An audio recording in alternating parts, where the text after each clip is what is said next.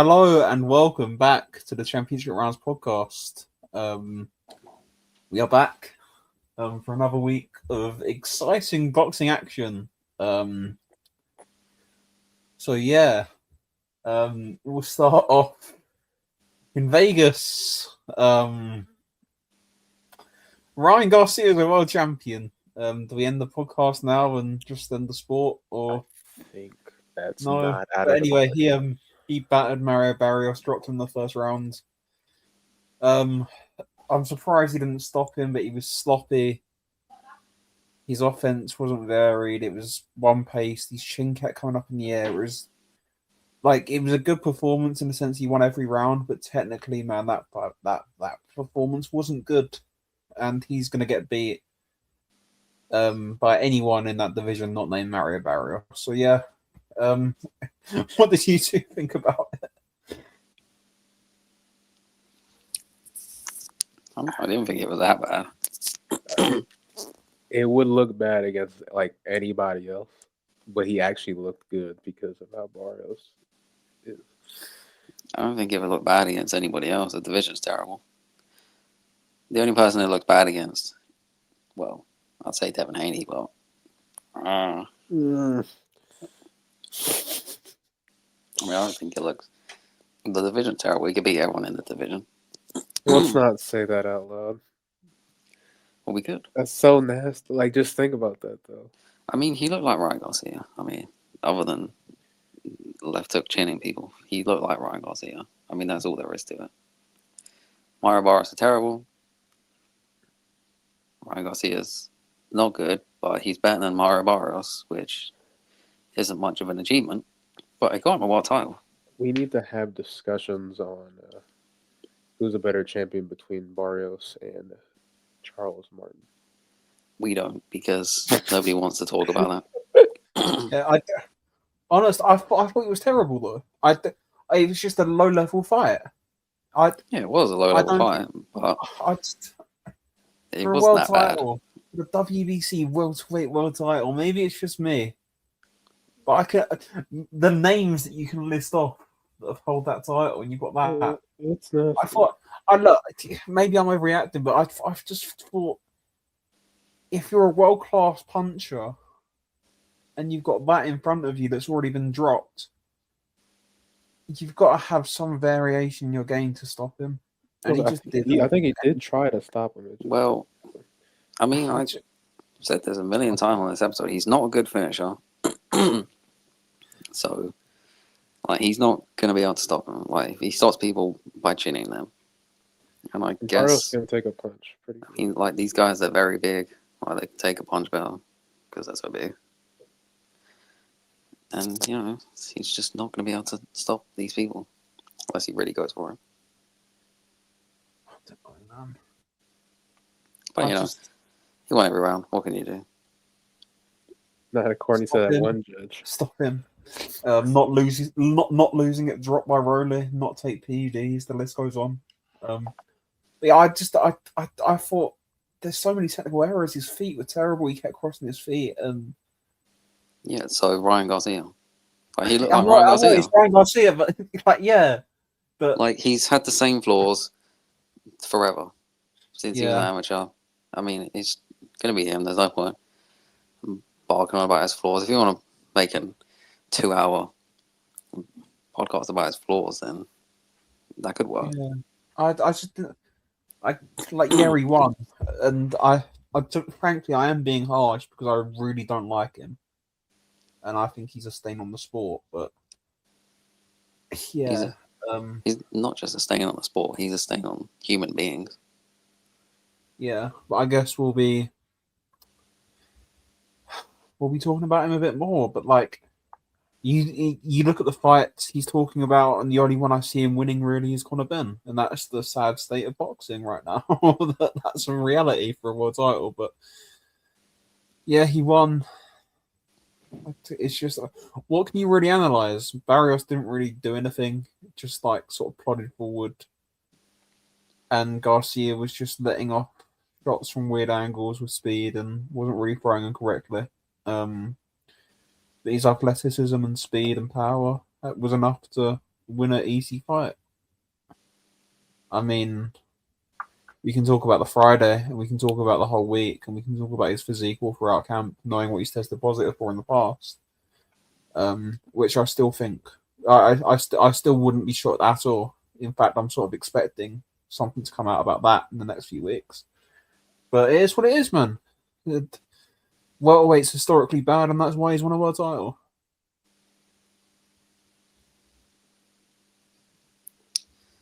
Maybe he was always going to win a world title. I feel like he was gonna, if it was the nastiest way possible, he was gonna get at least one. He didn't even need to. You don't even He need to probably- win a world title. He probably could have already got one a while ago.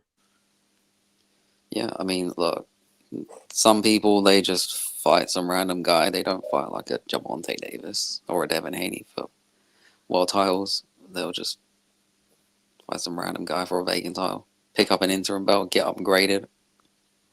Yeah, he could have been had that. You know, he got one against Mario Barrios. And, you know, what can you do? Don't hate the player, hate the game. Well, actually, hate Ryan because he deserves to be hated, but, you know, he's not the only one to do it. He's not going to be the last. Yeah, I guess. I guess like the real questions are what next, and I've mentioned it is Ben. There's sort of 4 or 5 options there that I think are big money fights for him. I don't want most of these, but from a realistic point of view of knowing how the game works, you've obviously got Conor Ben. The Haney rematch is there, which is a fine fight. I like that fight. I like the Shakur fight. You've got Teofimo. And then you've got either one of the Nope, two don't say it. 2 OAPs. Don't say it. Don't say it. He's not I fighting know. Pacquiao or Mayweather. I mean, I know. Pacquiao or Mayweather. I tweeted a few times last year after Pacquiao came back and drew Barrios that Ryan Garcia against Pacquiao would do ridiculous amounts of I want to numbers. kill myself. And as much as I hate it, I want to kill myself. I can see him fighting Pacquiao. Yeah, and he fucking chin Pacquiao. Pacquiao's 2,700 years Yeah, old. I know, but we all know the realities, don't we? I want to kill myself. We all know the realities of the sport, and that's just how it is. There was Look, a time where I used to get annoyed about that stuff. Now I'm just sort of indifferent to it, and I see stuff happening, and it's like it is what it is. But the fight I want to see him get chinned by Rolly. So make that fight. Make the Rolly he should rematch. fight. He should Rolly fight Devin Shakur. Haney or Shakur Stevenson. I'd like to see Shakur be a 5-division world champion. That'd be good. Yeah. Like, Oh, God. Kind of crazy. Like it'll be a little bit nasty, but yeah, be like a real 5-division world champion. what the fuck? Unlike someone. Did you just? Yeah, Nah, I mean, we're not doing these back-to-back days straight from mean- the movie. I can't take this anymore. I remember. I remember the there quote is tweet. talk. This is so... Ryan Garcia's tweeted today that he's going to move down to 140, so maybe they could have the welterweight world title on the line as well, and he'd be a real 5-division world champion that way. Apparently, Shakur. This is fucking nasty. You know that's apparently a real world title as well, isn't it? Fighting for This the world is title. Can do a Leonard. No. Yeah, No. because we're meant to believe everything's real. Or weighing in at 144 to fight a light welterweight fight or light middleweight fight. Sorry. Wish everyone well. But yeah, we will move on. Because I don't want to talk about this anymore. I don't want to talk about Ryan Garcia. I don't want to see him at 140. Well, I don't want to see him at all, but he shouldn't be at 140. There's one fight I want to see him in with. I want to see him in with Daniel Dubois. I want to see him in with Daniel Dubois on a 4-foot ring. That's what I want to see. But anyway, we will move on to the undercard, which is actually a very good undercard. Despite one of the there was 2 very good fights in it. I thought, despite one of the main fights I was looking forward to, we all were all looking forward to falling off about 6 hours before the fight, but we'll talk about that later. Gary Antoine Russell takes a decision over Andy Hirioka in a very competitive fight. Hirioka with one of the most hilarious low blows I've ever seen. At a point Right up under. rightly deducted for that. And yeah, I had Hirioka nicking it live by one point, and I had Russell by a point when I watched it back yesterday. But just a really close fight, and I thought Hirioka basically doing nothing for the first 3 or 4 rounds cost him the fight. Because yeah, and we can talk about Hirioka and his preparation. That's a different discussion. But yeah, it was a good fight. Tell him to stop having the body Jack start to fights. I mean, he did kind of do nothing, but I mean, Russell wasn't doing a whole lot himself, to be honest. Like, if you were to give him a couple of those first 4 rounds, it wouldn't be egregious. I guess. Like, I mean, he was at least sticking the jab out and frustrating Russell. And then round whatever, 6 or 5, 6, he just started chugging body shots like crazy. I mean, he just started. He started beating Russell up. To be honest, I mean, that's what he started beating Russell up for like 4 consecutive rounds, just battering him. I mean, and then uppercutted his nuts, and then lost the point. And well, just lost the fight. Oh my god, by a point. I didn't watch it back, but I think I had it a draw. I was like, one of the scorecards. I think one of the scorecards were 9-3. I was like, yeah, that's not what happened. It's just, I don't know, it came out of nowhere. Like, I was watching, like, where the hell did this come from? I mean, well, I guess we know why he had a slow start. Hasn't fought in 27 million years. Barely got to the ring. Yeah, he barely got to the country the day before. Jet lag, I don't know. He's massive, so. But man, bit drained, I guess. But if Ohashi put a quarter of the money into Andy Hirioka in his career than he does for people like the gimmick kickboxer Ushchine and the astronaut Jin Sasaki, because he's always taking trips to Button Moon. If he put a quarter of the money into his career than he did for all these other guys, Hirioka would have won that fight. If he bothered to get the visa sorted, like, if he bothered to get him a couple of tune-up fights, if he bothered to do any of these things, I think Hirioka wins that fight. And it was a very, very close fight as it is, but like he'd probably win a rematch. He probably would, but he's not going to get the opportunity again. Why the hell would anyone fight him? True, and then Russell's also not going to fight for a while too, because that's how they get down. Yeah, like, it's his career is like, this is the thing. You're only as good as your team. His career has been mismanaged, like, and we can all draw our conclusions as to why that is. But I'm not going to get into that right now. But the last 2-3 years of Andy Hirioka's career have been the shambles. How the hell do you let somebody who's a pretty solid world level fighter? He's not some great fighter. He's not poor, but like, he's a very, very solid world level fighter at 140. Andy Hirioka. I think that's clear after Saturday. How do you let someone sit out like that for that long? And how do you let someone like get to the fight 2 days before, man? He got in on the Thursday, has to weigh in the next day. What are we doing? What are we doing? How can Jin Sasaki, who fought on the Tuesday, get there before him? How does that work? Like, it's just a embarrassingly mismanaged career. Ohashi didn't even go over, did he? I don't know if he was there. Oh, he did. He was there. He was there in the front row next to Crawford. Jesus Christ. Well, Sasaki had NASA to take him over in a spaceship. Jesus Christ. But yeah, you know what I mean? Like, I just fast travel. I can't believe like the lack of sort of planning and the lack of sort of care for his career. It's just I just don't get it. He's a really good fighter, but anyhow, Maybe they hate him because he stopped Sasaki, and Sasaki was their guy, their golden ticket. And they're like, "No, I've got this guy." You know, Like how like they completely fucked over and blackballed Rigo after he beat Donaire. they're gonna go out there with a black ball Andy Hirioka. Yeah. yeah, but Andy Hirooka's actually in the gym, like Sasaki isn't. I don't know, man. I just think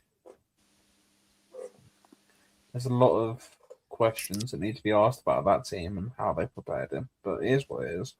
It was a really good fight. Yeah, those body shots, man. As soon as he started trying to win, he was beating Russell up, but he didn't have 12 rounds in him, and that was my main takeaway. Like, I don't think he had 12 rounds at a pace in him, to be honest. But really good fight. It's kind of funny that the loser looked good and the winner didn't look good. True. Like the rounds Russell was winning, at least early in the fight. I mean, he wasn't doing anything really. He was just Doing a little bit a more flurry, than nothing. a bit of a flurry, and that just won him the round. He had a couple Yeah, good because Hirooka flurries. wasn't doing anything. Like when you're just throwing out jabs, like just a guy just for a couple power punches, they're gonna give you the round.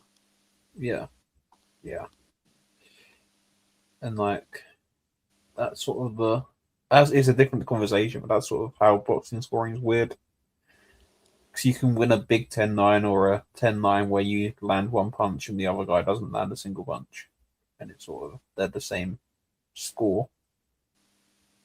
If that makes sense, but that's a whole different conversation. But yeah, I'd like to see Gary Russell fight somebody good next.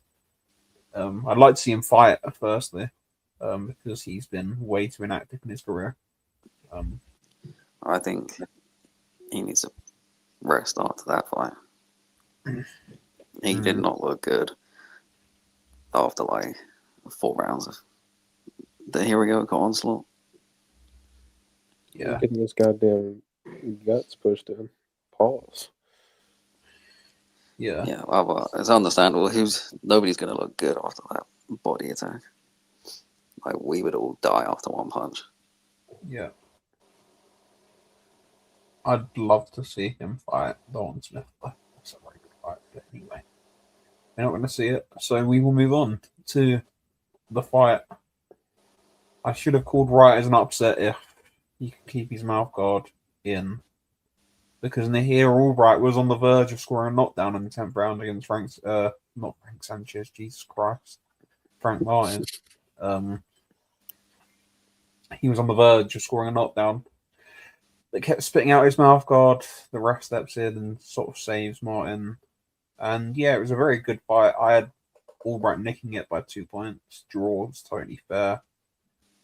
Haven't watched it back, but yeah. Just a very well matched fight. And like I said last week, I just that fight wouldn't look out of place on the Pro Box main event. And they're both that sort of level of fighter. They're both sort of good fringe world level fighters.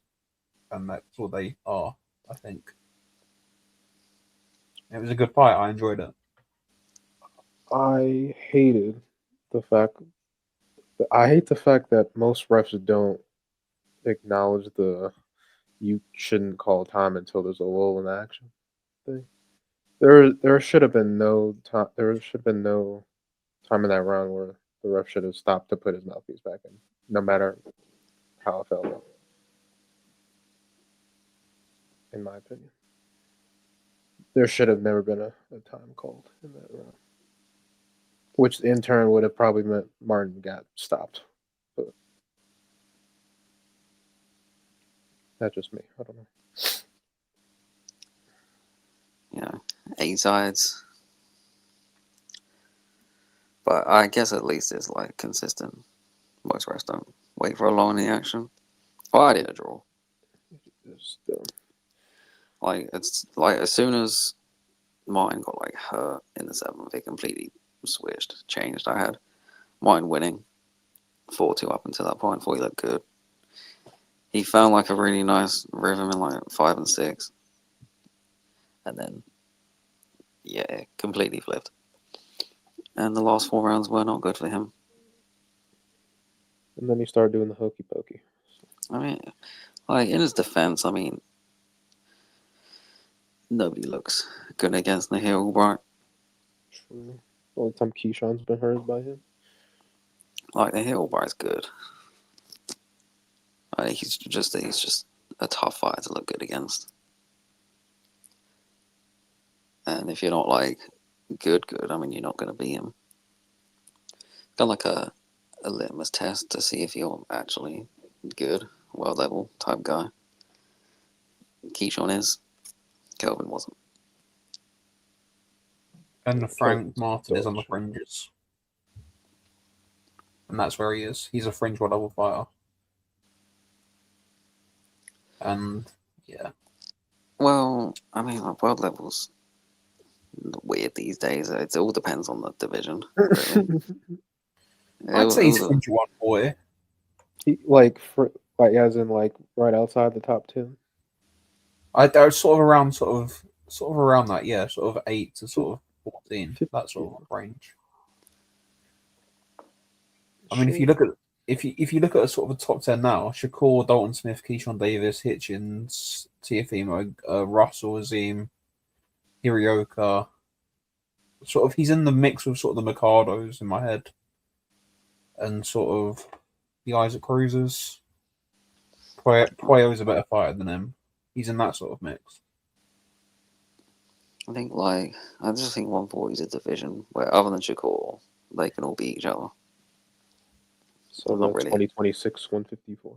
Yeah, it's not as other than Shakur. I mean, they could just all beat each other. I think like the top 12, maybe. I don't think there's many beating Keyshawn. I'm being honest, but yeah, with a lot of the others, I agree. Well, Keyshawn is a paedophile and should be at 135. Jesus Christ. So fuck him. I don't know what Keyshawn's doing, but I hope he fights someone. Yeah, Frank Martin's not beating Keyshawn. Yeah. He's not beating Puello either.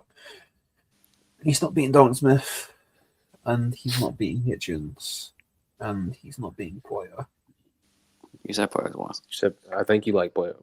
He's a quality operator. I think Puello's going to beat Dalton Smith. But Water's wet. Is he going to beat Sandor? Could he beat Sandor Martin? Frank Martin? What's the fight I need to see? Martin against Martin? Depends. Does anyone throw a punch? No. They're just going to stare at each other. Yeah. But we will move on to. I don't know what other fight was. Oh yes, we will talk about this. Talking of 140 Hitchens, he pulled out on the day of the fight, didn't he? He did. Just move up. Yeah. It's pretty obvious he's made the IVF weight and he's made it badly. Started stuffing his face with food and he just started throwing it up.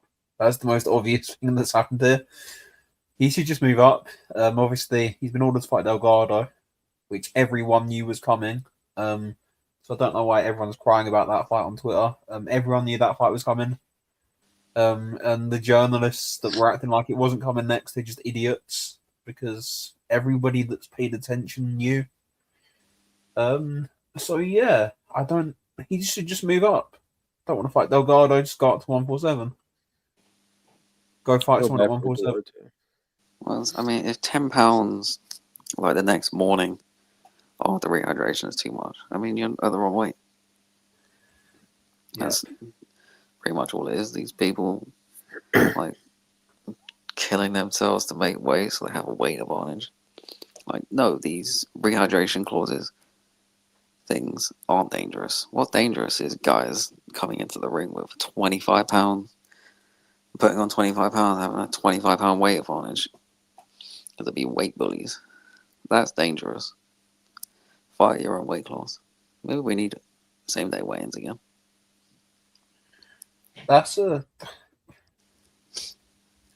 That's an argument. Like I probably think we do, but it will never come back. But like from maybe it's just the fights that I'm watching, but you never really see. Oh my god, he's having a round off. Do you like back in the day? Can you imagine? Can you imagine somebody having a round off against someone like Aaron Pryor? Fuck. 15 rounder. Fuck no. You know what I mean? You know what I mean? Yeah. They just didn't do it, did they? You'd get Now- stopped now- in now that you round. Yeah, it's guys- over. The fight's over. That's Yeah. the round off. You're getting guys in 12-round title fights having the safe weigh in the day before, having rounds off. And it's like, well, you know, I don't know. I don't know the science. I'm not going to pretend I do, but from the eye test, it looks like a lot of the guys were actually fighting at a more natural weight and they were a lot healthy for it. They were. I don't care about the science. We need same day weigh-ins back. I've been calling for it forever. It would look very weird, but they do need to come back. Yeah, like I mean, you shouldn't need to be putting on like more than I don't know. 8 pounds. No, That might be more too than. much. I think that's. Give them like you shouldn't need to put on like more than 12 pounds. No, but I was like, it's so common just to see people go up 20 pounds, like 20 plus pounds. Yeah, like when Floyd was fighting at like 154, well, he came in at 150. He came in at fight night less than he weighed in at the weigh-in. Somehow, I don't know how he did that, but he did it. Yeah. But we'll see. We'll see. What Hitchens does, he's He a should good move up. fighter. But he should Well- move up. He should stop fucking talking. That's what he should That's do. also another, Yeah, like I don't know. He should have to show some form of proof of illness. Because if you just fought the weight, I mean, you should be like stripped of your belt. immediately.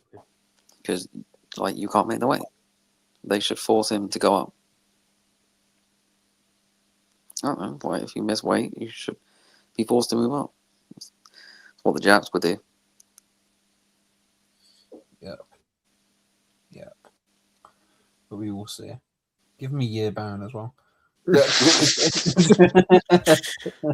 Just take his Twitter account away and stop him doing interviews. That's what I'd do. Just keep him off just ban him from the internet for a year. Then see. What else was on this show that we haven't talked about? Big back. Yeah, Bet the Bully. He's just never been the same since Rosado, and even before that, he had flaws, and he is going to get chinned again because he still leads him with the head, but he's apprehensive to throw, so he'll lead him with the head, and then sometimes he just won't throw, and then he's going to get stopped again doing it. Yeah, I mean,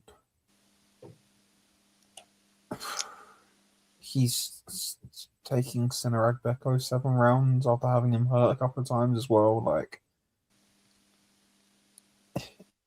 he's just okay. He's a fringe contender. Like, he's a very, very, very fringe contender.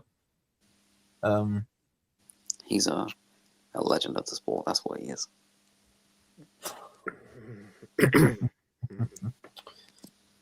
Oh, Well, you know, he'll always be remembered for that knockout, I guess. I missed the worst 2020, 2021 hype. We need Beck to me Malakuzia versus Canelo. That's what we need. Yeah. Jesus Christ. I think we do actually need it. I don't think we do. We need to make a position. You need to put the gap band in the ring when they fight. Bektamir Menakuziev is mandatory challenger with the WBA, by the way, so we could be seeing him against Resendez soon. Good. If you like that. Resendez, a fucking world champion. Well, legend. Why is everyone just legends? You're a jack. We will talk about this one because I think he's actually a good middleweight, which doesn't happen a lot. Amari Jones won, beat Luis Arias, dominated him. Good fight. or just not a good fighter, a good fighter, I should say. He's only 23, and I think he's a very good prospect at middleweight. And like I said, we can't say that. And he's on the verge of an IBF shot if he takes an eliminator next. And my God, please take an eliminator next, because we need him in the title picture. And we'll talk about We'll talk about middleweight titles in a bit. But yeah, that's about it for that card. We will move on to do you want to start singing it, Sarge, whilst I read this out? Outstanding. Yeah. Girl, you knock me out. Leeward defeats Josh Warrington by unanimous decision. He wins practically every round. The very first minute of the very first round, you could tell that Josh Warrington's legs just weren't there at all. And Leeward, who I didn't think looked particularly great either, just realised he could stay on the outside and flick pity-patter shots off and win a very, very comfortable decision. Because Josh Warrington's legs weren't there and he couldn't close the distance in time to get shots off. As we sort of predicted, neither, if we didn't really care, we thought Lee would win. And this is why we didn't really care, because at the end of the day, it looked like a sparring session, really.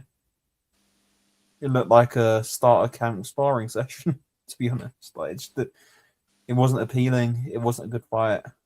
I get the reason why it was made, because in the UK, all you need to do is give football fans an excuse to sing songs and do substances in the toilets, and they will turn out for you. And that's what this was. And I'm sure they'll do it again. They'll do a Leeward fight against somebody, probably Mick Conlon, and they'll dig Josh Warrington up again to fight Josh Padley, because he can still sell tickets, and not many people in the UK can. And that's what I've really got to say about the fight, to be honest. It was two totally shot fighters just having a little sparring session and picking up a few $100,000 each. Well, you're being a hater. We haven't seen back foot fighting like that since 60s Muhammad Ali. What the? All right, Josh Warrington's super duper shot. Lee was less shot, but still super duper washed. Even he said in the post-fight interview that he does not want to fight any, like, newer, younger fighters. That he would just get chinned in front of all his fans. Yeah, I mean, so at least he just spent the whole fight on the back foot with his hands down, just pinging Josh Warrington with anything he liked.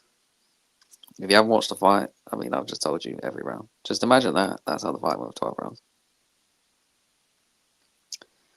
Yeah, I don't know. Is he like so washed he couldn't keep his hands up, or maybe he just felt more comfortable with his hands down? Who knows? You could have put him behind his back. At that point, Warrington was so washed. Yeah, well, it doesn't really matter. He didn't even need any hands. He still would have won. That's how shot Warrington is. Just Willie pep him to death. Look, yeah, he could have done a Chisora Joyce. That's how shot Warrington. Honestly, I don't even want to talk. I don't want to talk like this. But like we sort of have to, like, neither of these should see a ring again. And I'm sorry, like, Josh Warrington had a very good career, but unfortunately that career ended in 2019. And after that he's been gone since the Lara fight in 2021. He didn't fight in 2020. Since the Lara fight, I don't like. He's just been gone. And I know he beat Kiko, but that fight. Well, his head beat Kiko. Central. He beat Kiko, but he's got his jaw shattered in that fight, and it was a Kiko he'd already beaten, and it was a Kiko who landed two punches from the gods, because Dominic Ingle wanted to get Kid Galahad killed, but against Kid Galahad. And he hasn't won a meaningful fight since. He beat Asad Ali Khan, or whatever he's called. He's a journeyman. And yeah, he's lost every other fight. And it's like, you had a really good career, You've won all these titles. You know, all the way up from English to world titles, and not many people do that. And he did it the hard way. He was the away fighter. He wasn't signed to a big promoter. You've made a lot of money. You've boxed at all these stadiums in front of all these crowds. Just retire, man. Alternate universe. What if he fought Zucan or Kanzu like he was supposed to in 2021? Who knows, man? Mauricio Lara will be where he is right now on ESPN Knockout. What if he kept his world title and just fought who he was supposed to fight? Gallagher. That's the ridiculous thing about that. I don't know, like, that was the weird little triangle theory of Josh Warrington back in the day, because he obviously and the really weird bits at the end of this story. Because Gallagher became mandatory again, so he vacated the belt to try and fight Kanzu. Took Lara as an interim fight, got iced. Gallagher wins the vacant belt against Jazza Dickens, of all people.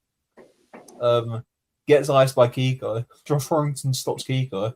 And now at the end of the day, the only one of this slot to hold a world title right now is Jazza Dickens. At the weight above. That's nasty. So, what a world. What a sport. But yeah, I guess at least with Lee Wood, if he fights Conlan, he's not going to get his head taken off, and I think they should try and target that fight next as a retirement fight for both. They should both be retired anyway, but they're not going to retire. So I'd rather see Lee Wood in sort of domestic fights where he's not going to get chinned badly. If they want them to keep fighting, stick Lee Wood in with Espinoza. No, for fuck's Stick Josh Warrington in with someone. There's a couple of other fights. You know what I saw? Bruce Carrington. I saw something ridiculous. And then they'll retire.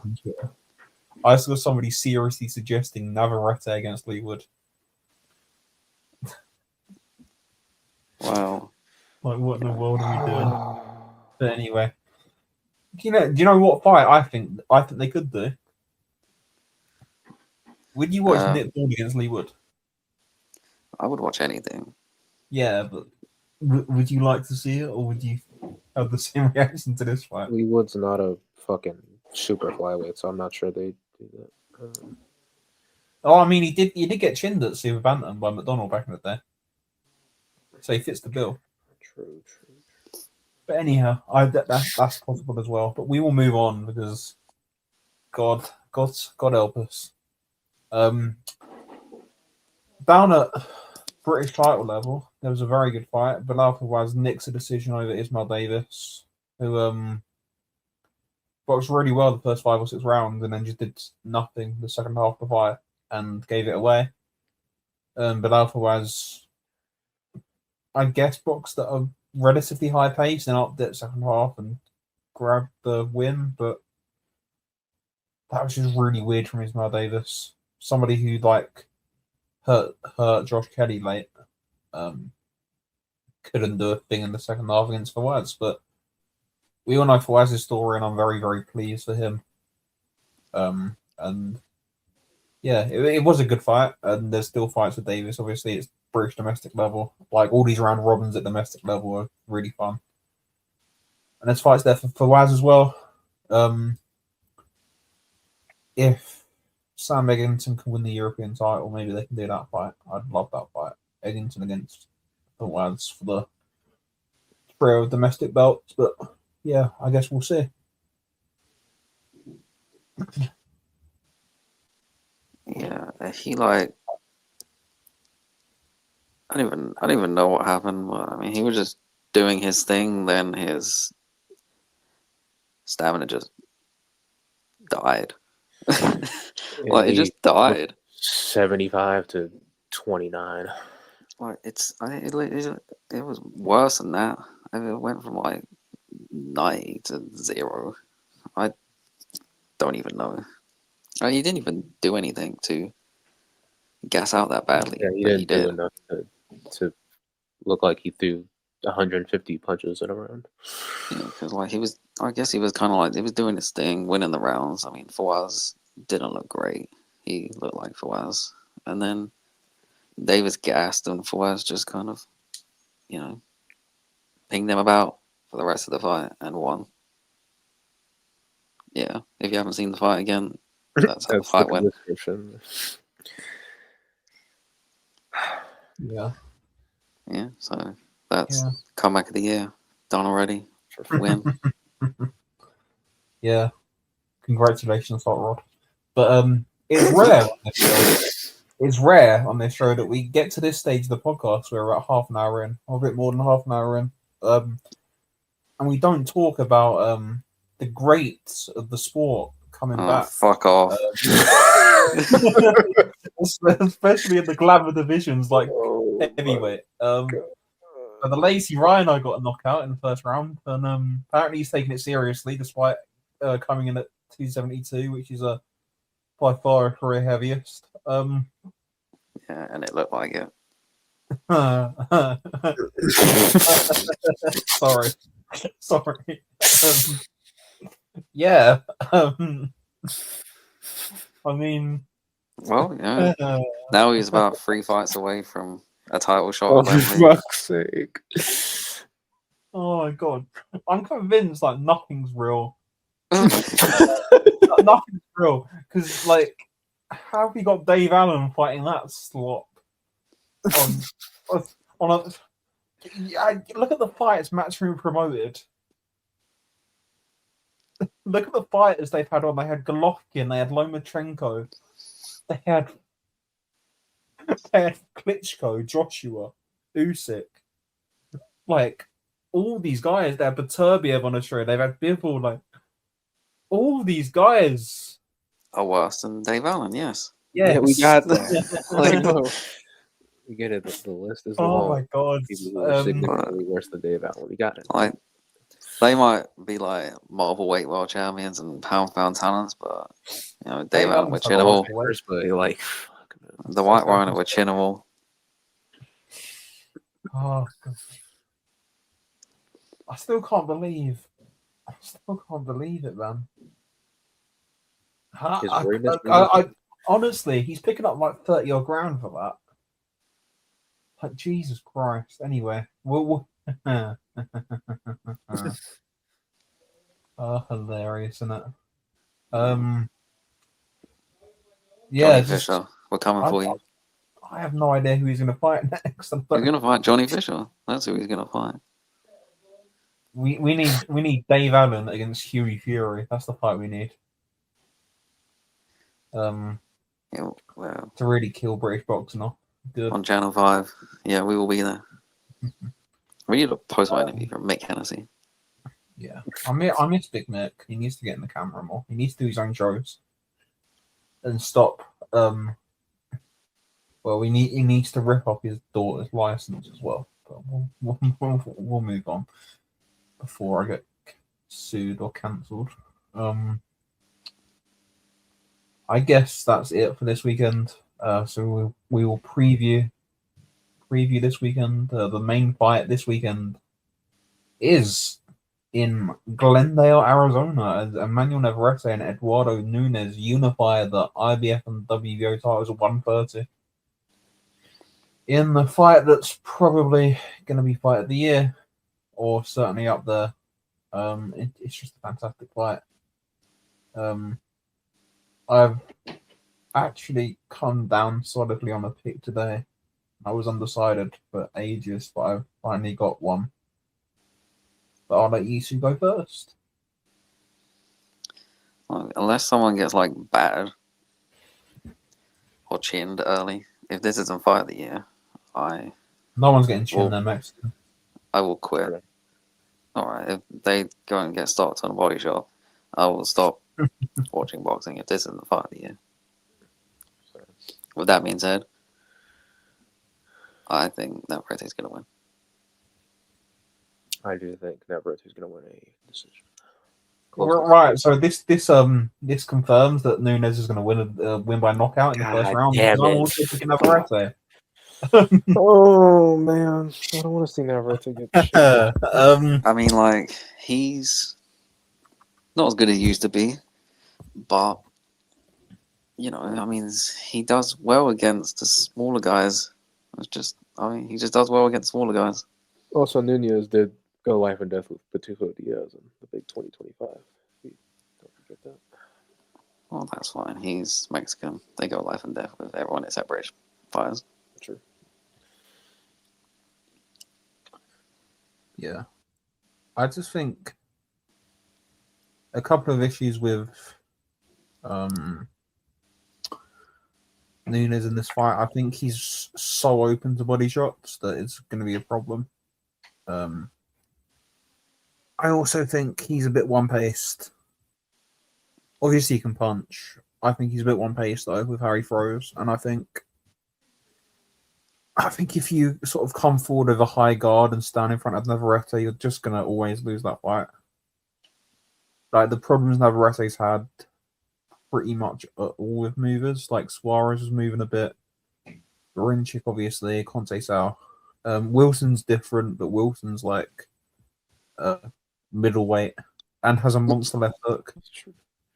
But like I don't think Nunez punches as hard as Wilson.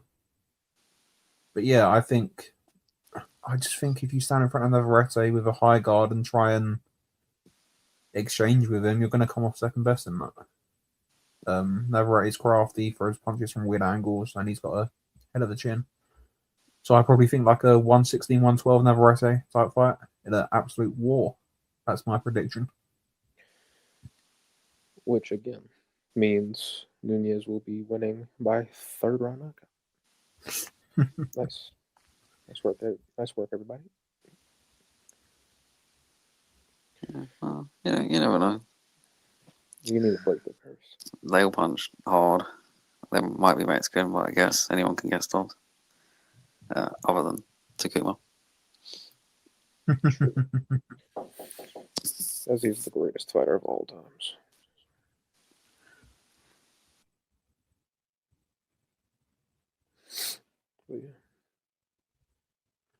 So yeah, yeah, should be. I really love the fight and it's good, but the winner needs to see Shaq Foster, and Shaq Foster's going to beat Navarrete. So there we are. Well, he needs to beat the weight first. Although he did. I mean, he didn't beat the weight.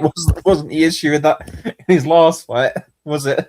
You know, yeah, but fucking Fulton didn't do anything. He was useless. I love Fulton. People think I'm a Fulton hater. I love him. I find him hilarious. Well, forget Oshaki against Navarrete. Oshaki should fight Herrera. I forgot his name for a second. Should go up, fight Herrera, beat him for that belt. That he would beat him easily. Can you imagine if Herrera just lands one? But that's actually like I apologize to Ryan Garcia. Yadi Herrera's worse, a lot worse as well. But yeah, so there's a certain super flyweight world champion. What? Bam. Oh, okay. Ryan Garcia would beat Bam, so there you go. I'm not even sure he would. But yeah, this undercard, Jesus Christ, I've just seen they've dug up Abel Ramos. He's back in the mix after his life and death of Barrios. On the Tyson against Paul undercard, remember that?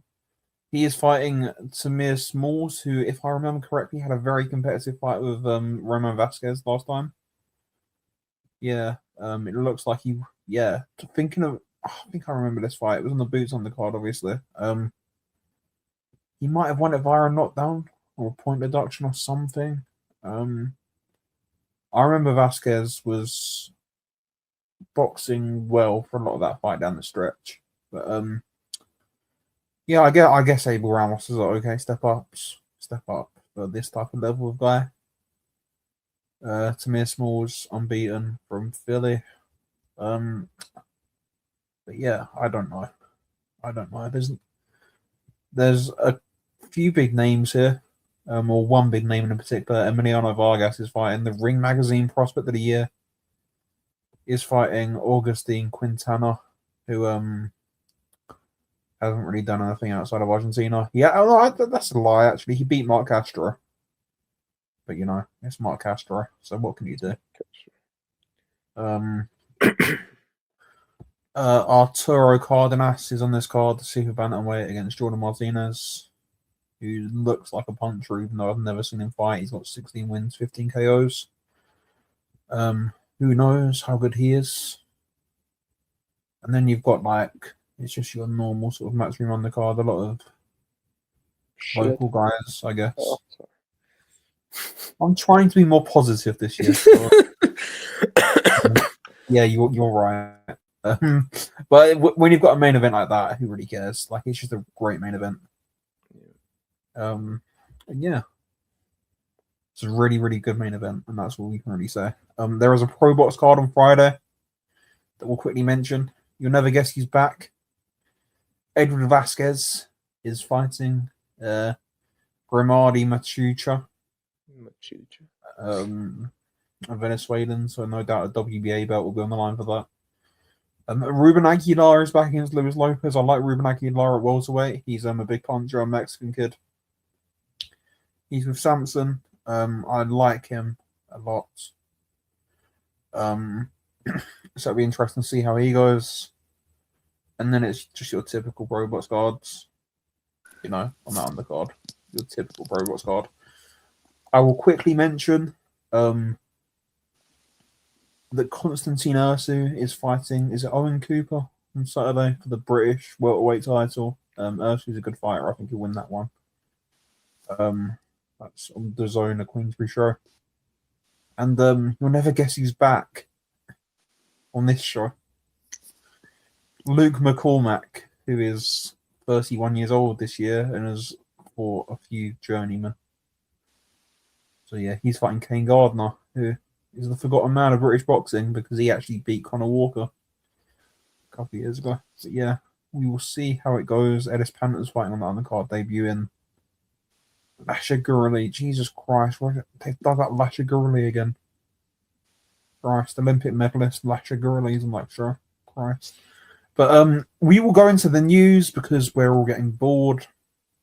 One other thing, whilst I get the notes up, Musa Gulam is fighting a WBA eliminator this weekend as well. But yeah, we don't want to talk about that. We will get right into the news that was announced overnight yesterday. Tenshin Nasukawa is fighting Juan Francisco Estrada on April the 11th.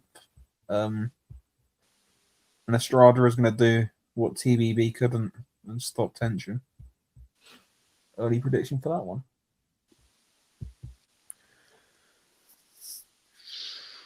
Okay. Pedro Guevara is fighting on the undercard against Tomoya Savoy. And Soke Takami is fighting Angela Ayada on the undercard as well. I guess there's 3 Mexican against Japan fights. You named him earlier as the best fighter in boxing, Willardo Garcia. His first bid for Andrew Maloney's mandatory defense or mandatory shot over on March the 5th, and Bam isn't getting undisputed because of Willardo Garcia. There's a load of Zuffa signings, and the main one that we've all been talking about that shook up the world. People were thinking, where is he going to go next? And couldn't believe it. But Mihai Nestor, the man who knocked out Anthony Joshua in 2011, has signed with Zuffa. But yeah, we all know what happened with the guy with the beard transplant and the dyed hair. Imagine getting a beard transplant and then shaving it off. I don't get him. Not my type of person. But yeah, we'll move on from that.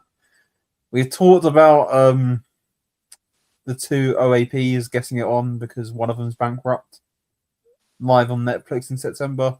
Do we want to talk about Bricktop firing off legal letters again? Yes. It's back like the old days. Frank Warren is undefeated in lawsuits. Look, It's you back. don't go to war with Frank Warren and win. You just don't. Other than maybe Joe Calzaghe. I But don't know. then I guess he was undefeated in his career if you don't count the Robin Reed fight. We wish Robin Reed well. Do we? I do. He's a quality operator. And do you know who stopped him? Do you know who stopped Yeah. Robin Reed? Who? The man who ducked. Or who Oh, Joe yeah. Calzaghe ducked. Okay, yeah. Yeah. I've got it. Yeah. He's in our Yeah. intro. Here he is. And he's gonna fight John Fury. But but yeah, we will move on. The news everyone wanted to hear. Jojo Diaz is back against Alexis Rocha. Bro, like, What a No, it's so disgusting. Roach's career is That might be like the worst fight Golden Boy have ever made. I mean it's rough out here for Golden Boy. Lewis Crocker has delayed his mandatory defense of his IBF welterweight title against Liam Parrow with a 100% definitely real and not just a made up thing, made up injury. It's a real injury that's just conveniently there because he didn't want to get rushed into camp with a new trainer and have a short camp with him. But it's definitely a real injury. So it's just a coincidence that he's getting extra time with his new trainer and can shed the weight off a bit easier. Just a coincidence. He's been busy, playing in the snow. Okay. I mean, it has been quite cold recently in Belfast. Yeah. It has been snowing. Well, in his house it has. Yeah. Denzel Bentley against Andrew Saavedra for the WBO interim. Why is that an interim title at middleweight? The WBO haven't stripped Janabek, even though they've acknowledged he's guilty. In fairness, there were a few situations here that are still at play, and I believe when the ABC suspension comes through, the Association of Boxing Commissions, or whatever it is, the Associated Boxing Commissions, or whatever the fucking wording is, when that suspension comes through, I believe that Janabek will be stripped of both his titles, but they just wanted to announce this fight. But yeah, he's going to get stripped either way, or he'll just move up because there's no way he can make 160 without the PEDs. So we'll see.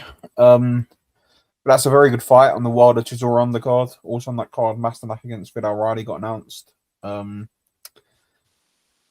yeah, I think Bentley. I think Saavedra might chin him, but we'll see. Talking of middleweight titles, Dharmas against Ammo Williams got rescheduled for March 21st. Is Dharmas going to make the weight? Who knows? Because nobody can make weight anymore, apparently. We talked about Delgado against Hitchens being ordered. What we didn't talk about was Karen Chikazian against Paddy Donovan being ordered for a final eliminator at welterweight by the IBF. I don't know. Chikazian's 57th IBF eliminator. Yeah, I mean, fair play to him. Some boy. Look, at least he fights him, so he gets his opportunities. Yeah. No one else fights him. Yeah. And he grinds out IBF international belts and then gets opportunities, and then he knows the system and he's doing it. So let him do it. Yeah. We'll talk of more eliminators. Go on. You're going to say something. I was just going to say he did better against Boots than basically everyone. So, Yeah. Yeah. It's a future world champion in the making. We'll be there. God, the state of Twitter after the state of Twitter if he wins world title, man. Jesus Christ. Yeah. Are we going to talk about Virgil Ortiz and his lawsuits again, or are we bored of that now? I'm bored of it. There's been multiple updates for that, but everyone's bored of it and nobody cares. The fight's not going to happen, so we should just, expect Jaron Ennis against someone like Pavel Suslin and Virgil Ortiz to fight some random guy on Zuffa. That's what I'm expecting. So yeah, we'll see. Andy Cruz against Albert Bell got ordered by the IBF as a final eliminator at lightweight after Lucas Bardi pulled out to fight for the WBA title. Good fight. I think Cruz probably wins it, but it's a good fight. Albert Bell's a good fighter. Lorente against Collins got announced the rematch for April 17th for a WBC final eliminator. The winner's mandatory for Shushu. And Nathaniel Collins will be beating Shushu Carrington. I hope the world's ready for that. And then he's going to beat the worst brother, and then he's going to call out the better brother and bring him up from bantamweight and chin him as well. David Moreau against Callum Smith got announced for April 18th. Finally, that fight's been done because it's taken about 16 goes round the WBO to actually get a fight done for that. And the last bit of news, David Benavidez and Zerlo got officially announced. And for Cinco de Mayo, and we're officially a few months away from Zerdo boxing rings around David Benavidez. So yeah, everything's looking good in the world. Is it? No, but at least Dave Allen's back.